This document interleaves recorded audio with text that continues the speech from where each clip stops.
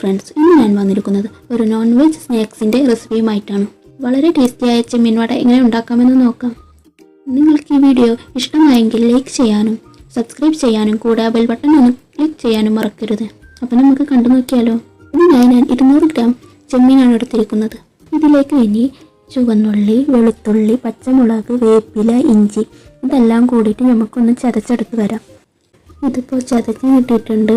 ഇനി നമുക്കിതിലേക്ക് മുളക് പൊടി, മഞ്ഞൾപ്പൊടി, ഗരം മസാല, പിന്നെ വലിയ ജീരകം എല്ലാം കൂടിയിട്ട് മിക്സ് ആക്കുക.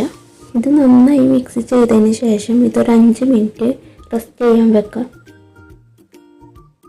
അതിനുശേഷം ഇത് നമ്മൾ കട്ട്ലേറ്റിനൊക്കെ പരത്തൂലേ, അതേപോലെ നല്ല കട്ടിയില്ല, നല്ല നൈസല്ല, അങ്ങനെ പരത്തിയെടുക്കണം. എന്നിട്ട് ഇനി ഇത് എണ്ണ ചൂടാവാൻ വെച്ചിട്ടുണ്ട്.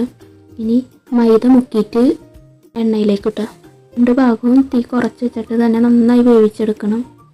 ഇതിപ്പോൾ നന്നായി വെന്ത് വന്നിട്ടുണ്ട്. 2 ഭാഗവും നന്നായി മുരിഞ്ഞ് നന്നായി ഉള്ളൊക്കെ നല്ല സോഫ്റ്റായിട്ട് നന്നായി വെന്ത് വന്നിട്ടുണ്ട്. പുറം ഭാഗം കുറച്ച് ക്രിസ്പി, ഉൾഭാഗം നല്ല സോഫ്റ്റ് ആയിരിക്കും ഇതിൻ്റെ. അപ്പോൾ നമ്മളെ ടേസ്റ്റിയായ ചെമ്മീൻ വട ഇവിടെ റെഡി ആയിരിക്കണം. വളരെ സിമ്പിളല്ല ഉണ്ടാക്കാൻ. ചെമ്മീൻ കിട്ടുമ്പോൾ എല്ലാവരും ഒന്ന് ട്രൈ ചെയ്ത് നോക്കണം. അടുത്ത വീഡിയോ ആയി വരുന്നത് വരയ്ക്കും. ബൈ.